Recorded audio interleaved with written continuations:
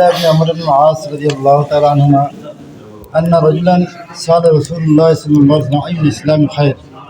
قال تطعم الطعام وتقرأ السلام على عرفت ما لم تعرف মুত্তাফাক আলাইহি বুখারী মুসলিম শরীফ হাদিস।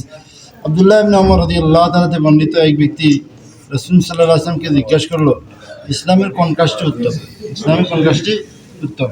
তিনি জবাব দিলেন তুমি আহার করাবে, পরিচিত অপরিচিত সবাইকে সালাম করবে, পরিচিত অপরিচিত সবাইকে সালাম করবে।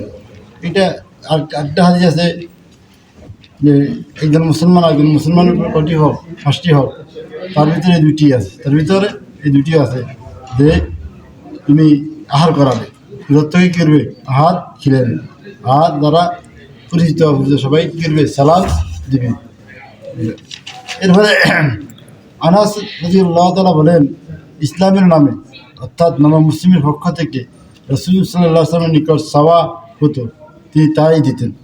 একবার তার নিকট এক ব্যক্তি এলো, তারপর তিনি তাকে 2 পাহাড়ের মধ্যস্থ সমস্ত বকরি দিয়ে দিলেন। অতঃপর তার কমের নিকট গিয়ে বলল, হে আমার কম, তোমরা ইসলাম গ্রহণ করো, কেননা মুহাম্মদ সাল্লাল্লাহু আলাইহি ওয়াসাল্লাম ওই ব্যক্তির মতন দান করেছে যার দারিদ্রতার কোনো ভয় নাই, তার দারিদ্রতার কোনো ভয় নাই, তোমরা ইসলাম গ্রহণ করো, কেননা মুহাম্মদ সাল্লাল্লাহু আলাইহি ওয়াসাল্লাম ওই ব্যক্তির মতো দান করেছে যার দরিদ্রতার কোনো ভয় নাই। নিঃসন্দেহে এই ব্যক্তি কেবলমাত্র দুনিয়া অর্জন করার জন্য ইসলাম কবুল করে, কিন্তু কিছুদিন পরে ইসলাম তার নিকট দুনিয়া ও তার মধ্যে যা কিছু আছে সব কিছু থেকে প্রিয় হয়ে যায়। মুসলিম শরীফ হাদিস। এই জন্য প্রথম যখন আবার বন্দি করে একটু রিয়া ভাব লাগে, মানুষে আমাকে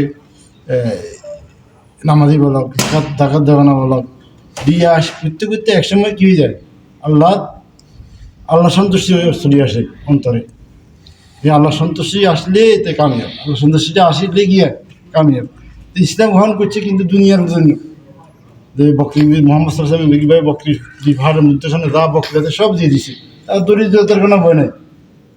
সর্বশেষ এই কথা তার কমের কথা এলান করে দিল, এলান করার ফলে সবাই ইসলাম গ্রহণ করতে আসে।